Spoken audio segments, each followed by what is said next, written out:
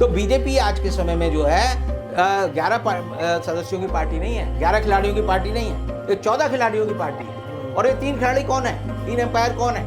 मैं आपको कहूँगा चुनाव आयोग में जो 3 चुनाव आयुक्त बैठे हैं, ये एम्पायर होने की जगह बीजेपी में शामिल हो गए।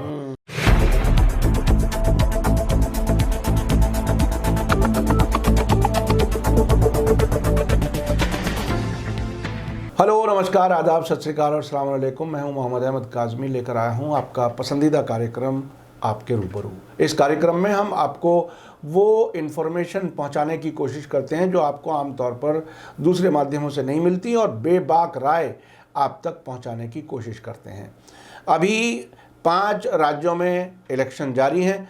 असम में ईवीएम की मशीनों की चोरी कहिए या चुनाव आयोग के साथ साठगांठ कहिए, क्या कुछ है वो आने वाला वक्त बताएगा। लेकिन अभी तक ऐसा लग रहा है कि वहाँ की शिकायतों के बावजूद भी, वीडियो पब्लिक में आने के बावजूद भी इलेक्शन कमीशन कोई ख़ास कार्रवाई नहीं करता, चूँकि उसमें बीजेपी को सपोर्ट करने वाले लोग इन्वॉल्व बताए जाते हैं। इसके अलावा पश्चिम बंगाल में जो कुछ हो रहा है वो भी बहुत ही दिलचस्प है।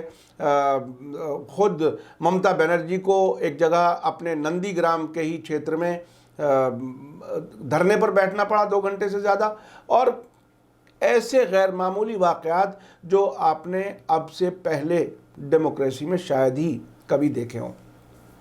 इस सब पर बात करने के लिए मेरे साथ ख़ास मेहमान हैं रविंद्र कुमार जी, जो अध्यक्ष हैं राष्ट्रीय मुक्ति मोर्चा के, और हमारे चैनल पर बहुत ही खुलकर के बेबाक राय आप तक पहुंचाते हैं। रविंद्र कुमार जी, वेलकम है आपका। मीडिया स्टार वर्ल्ड को आपने समय दिया। आप बताइए कि ये आखिर क्या कुछ हो रहा है, क्या इसे अब भी डेमोक्रेसी ही कहते रहें हम लोग, या ये बड़ी मुश्किल होती है? जैसे अदालतों के बारे में सब कुछ आंखों देखते हुए, आंखों पर पट्टी बांध के फिर कहता है कि आदमी अदालतों पर विश्वास है। बिल्कुल ऐसा ही लगता है कि अब भी हम बार बार यही कहते रहें कि हमें प्रजातंत्र पर विश्वास है, हालांकि अपने सामने विश्वासघात होता हुआ नज़र आ रहा है, देख रहे हैं। लेकिन आखिर लोग इसको कैसे समझें, देश किस तरफ जा रहा है? अरब की एक कहावत है, नाम के काजी काम के पाजी। यानी नाम तो काजी का है कि भाई ये न्याय करते हैं, और काम उनके पाजियों वाले हैं। तो ये कहावत जब मैं पढ़ता हूँ तो मुझे हमेशा एक ही चीज़ याद आती है, वो भारत का चुनाव आयोग है। कि भारत का चुनाव आयोग, जिसको संविधान में एक बड़ा दर्जा दिया गया है, जिसके बारे में 5 अनुच्छेद हैं, 324 से लेकर 329 तक। लेकिन उसकी हरकतें अगर आज के समय देखें तो लगता है कि बिना रीढ़ का ये एक ऐसा जानवर है जो बातें बड़ी बड़ी करता है, लेकिन हरकतों में बड़ा टुच्चा और घटिया है। अब आप देखें कि पांडेर कांडी एक जगह है असम में, जहाँ पर चुनाव हो रहे हैं, और कृष्णेंदु पाल वहाँ पर बीजेपी के उम्मीदवार हैं, और उनकी बेलेरो में कल ही जो है 4 जो है चुनाव की जो मशीन होती है ईवीएम, वो मिली। और मिलने के बाद जो है जब लोगों ने देख लिया, उन्होंने हंगामा किया, मशीनें बरामद हुई, उन्होंने उसकी वीडियोग्राफी की। तो एक सबसे बढ़िया काम जो असम की पुलिस ने किया, असम की सरकार ने किया, कि जो लोग उन ईवीएम को बरामद कर रहे थे, उनके खिलाफ हंगामा कर रहे थे, उनके खिलाफ FIR दर्ज कर ली। हाँ, कि तुम जो है चुनाव के कामों में बाधा डाल रहे हो। आपने चोर को क्यों पकड़ा? जी हाँ।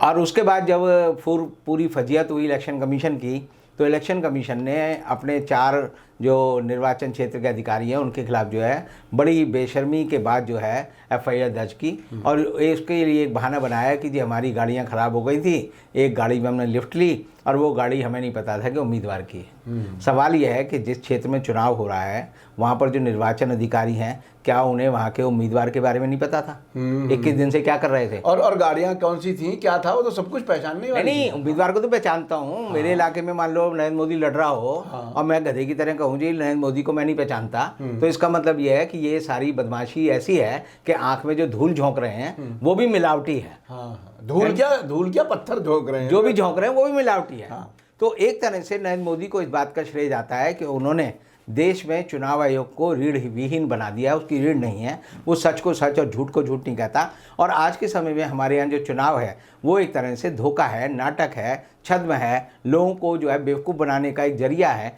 और जैसे कि आपने कहा कि अदालतों में जो बेईमानी होती है सब देखते हैं लेकिन कह नहीं पाते।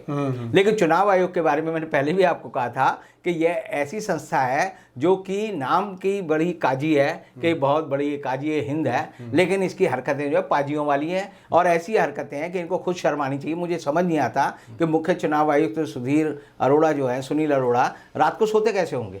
उनके पास या तो आत्मा नहीं है, या वो मुर्दा हो गए हैं, या वो किसी चीज़ में ब्लैकमेल हो रहे हैं। और इसीलिए इस देश के चुनाव जो है मखौल हैं, उन पे यकीन करना जो है मेरे जैसे आदमी को बड़ा मुश्किल होता है कि मैं चुनाव आयोग पे कैसे यकीन करूं। तो अब आप देखिए, नहीं, इस हालत में फिर वोट देने के क्या मानी रह गए? नहीं, वोट तो आपको देना पड़ेगा क्योंकि हमारा अधिकार है। वो यही तो चाहते हैं कि लोग वोट ना देने आए।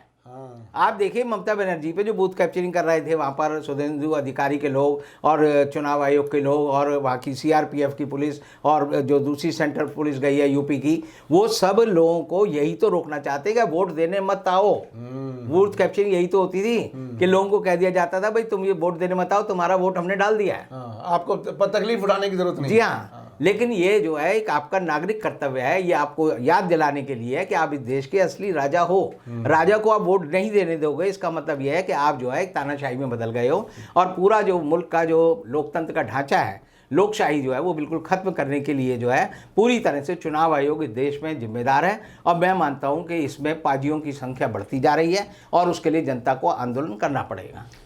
तो देखिए, आंदोलन की भी बात आप कह रहे हैं। अब किसान आंदोलन मिसाल के तौर पर है, 4 महीने से ज़्यादा हो गए। ये बात अलग है कि उसका असर कहाँ कहाँ हो रहा है, लेकिन सरकार पर कोई असर नहीं होता हुआ नज़र आ रहा। वो कानून वापस नहीं ले रहे। अब तो ऐसा लग रहा है कि ये आंदोलन का रास्ता जो है उस तरफ भी लोगों में बददिली पैदा करने का इंतज़ाम कर रहे हैं कि साहब आंदोलन से भी कुछ नहीं होता। देखो 4 महीने हो गए किसानों को, अब हम ही आंदोलन कर लेंगे तो क्या होगा। तो ये भी जैसे आपने कहा ना कि वोट ना डालें, वो यही चाहते हैं। इसी तरह से ये आंदोलन में भी लोग ना जाएं। प्रधानमंत्री जी तो बहुत ही एक्सपर्ट है ना। एक ज़माने में कहा जंतर मंतर टाइप लोग, दूसरे फिर कहा कि खान मार्केट गैंग, और अब आंदोलन जीवी। ये इस तरह की टर्मिनोलॉजी सारी हमारे मोदी जी ने ही दी हैं। तो अब आपको क्या लगता है कि कोई आंदोलन से कुछ मिल जाएगा, क्या होगा? देखिए, आंदोलन करना व्यक्ति का स्वभाव है। चींटी को भी अगर आप परेशान करेंगे, चींटी को भी गुस्सा आ सकता है और चींटी को अगर गुस्सा आ गया तो चींटी भी जो है काट सकती है आपको। और चींटी के बारे में आप समझ लीजिए कि चींटी के बारे में आदमी सोचता है हाथी जैसा बड़ा जानवर कि मैं पृथ्वी का सबसे बड़ा जानवर हूँ, मेरा चींटी क्या बिगाड़ लेगी।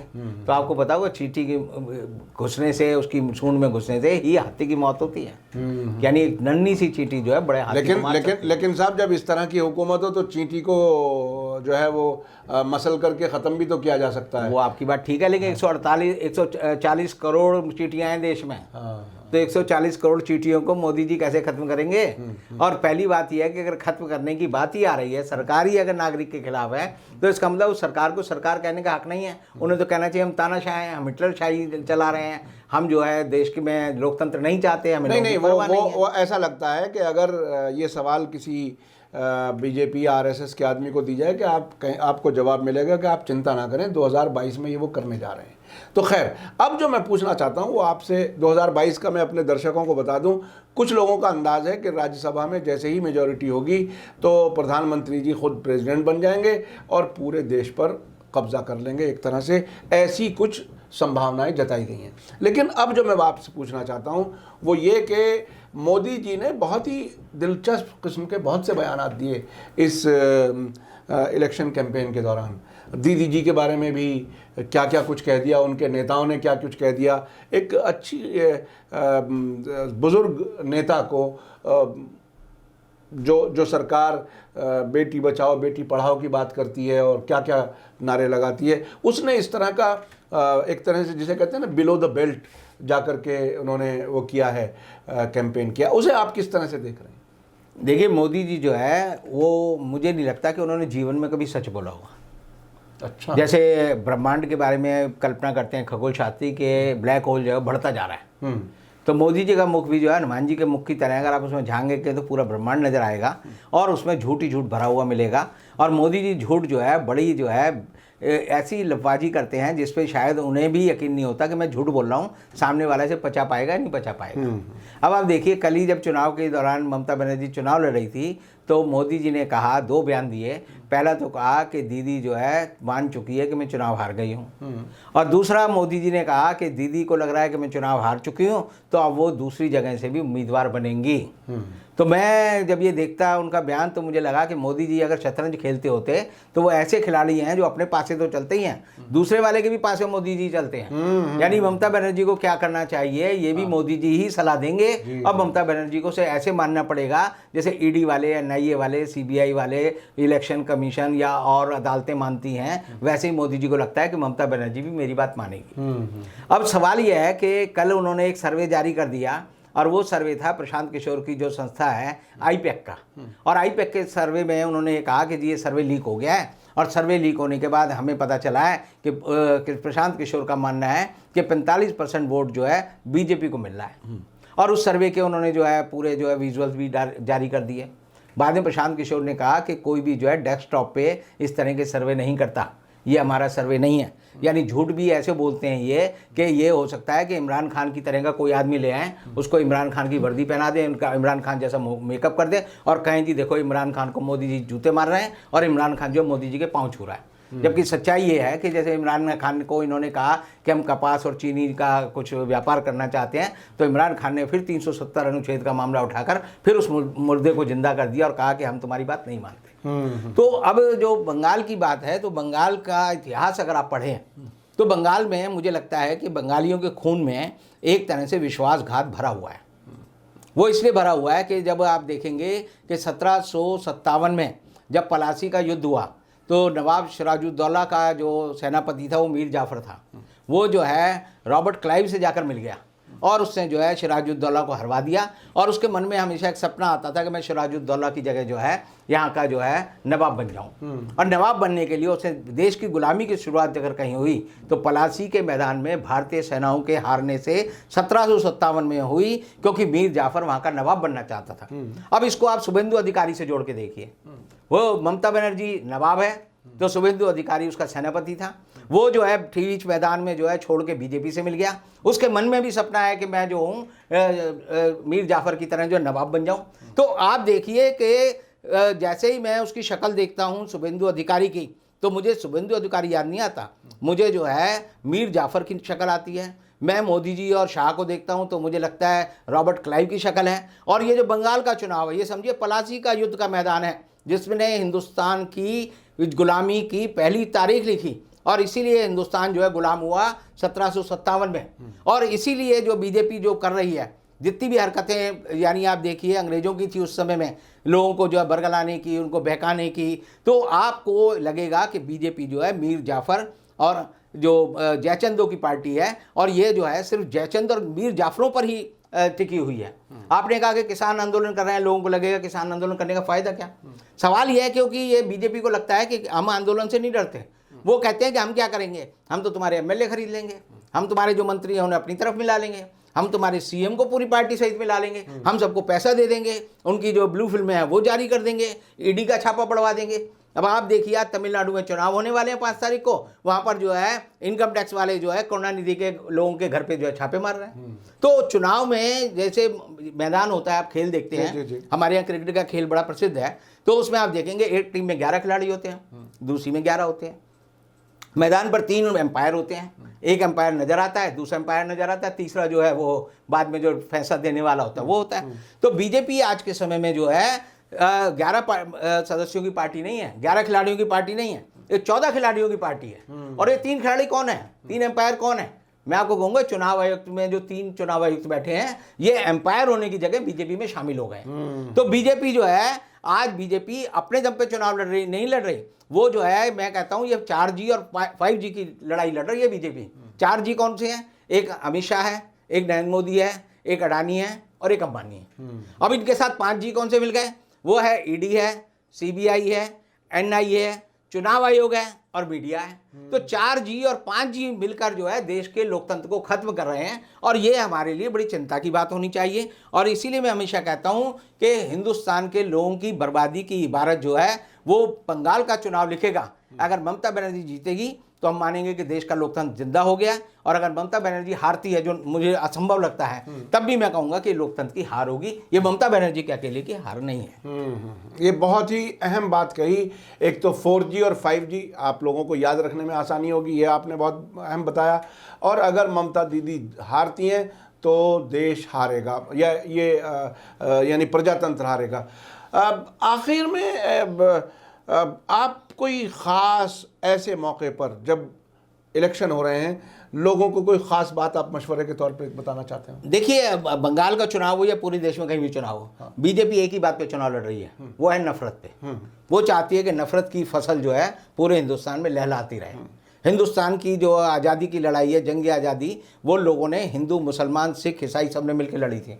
किसी ने किसी की जात धर्म नहीं पूछी थी। आज बीजेपी जो है कहती है, दीदी को कहती है अपना गोत्र बताओ। दीदी को वो जो शुभेंदु अधिकारी है वो कहता है ये ममता बेगम है। अब सवाल ये आता है कि ये ममता बेगम है, ये शुभेंदु अधिकारी को 10 साल उसके साथ रह के नहीं पता चला। जैसे ही वो दूसरी जगह आया मीर जाफर की तरह, तो मैं कहूँगा कि अगर ममता बेगम है तो ये शुभेंदु अधिकारी मीर जाफर है, और मीर जाफर जो है हिंदुस्तान की गुलामी का पहला कारण है। तो ऐसे मीर जाफर को लोगों को चाहिए कि जड़ से उसको नेस्ता नाबूद कर दें, उसका बाल बांका तक ना बचे, बल्कि उसकी जो है हर तरह से बर्बादी ही हिंदुस्तान की आज़ादी और प्रगति का एक बायस बने। ये मेरा कहना है। बहुत बहुत शुक्रिया रविंद्र कुमार जी, आपने बहुत ही भरपूर अंदाज में और बेबाकी से जो बातें आपने रखी। आपने कहा कि प्रधानमंत्री जी आपको यकीन नहीं है कि वो कभी भी सच बोले हों, और उसके अलावा आपने बताया कि प्रजातंत्र के लिए कितना बड़ा ख़तरा है, और मीर जाफ़र और आपके जयचंद जैसे लोग जो हैं वो एक तरह से मैदान में हैं, और साथ साथ ये भी कि देश का प्रजातंत्र ख़तरे में है। और ये ख़तरा बिल्कुल वेस्ट बंगाल के रास्ते से, जहाँ से ईस्ट इंडिया कंपनी ने देश पर कब्ज़ा किया था, उस रास्ते से अगर ये ऐसा हुआ, बीजेपी वहाँ पर अगर जीती, तो तकरीबन उसी तरह के हालात नज़र आएंगे। बहुत बहुत शुक्रिया। इसी के साथ मुझे दीजिए इजाज़त। धन्यवाद, शुक्रिया। जय भारत, जय हिंद।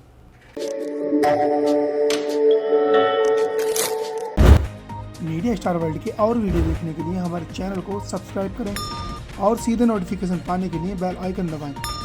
और अगर हमारी खबर सच्ची और अच्छी लगे तो अपने व्हाट्सएप, इंस्टाग्राम, फेसबुक और ट्विटर अकाउंट पर ज़रूर शेयर करें।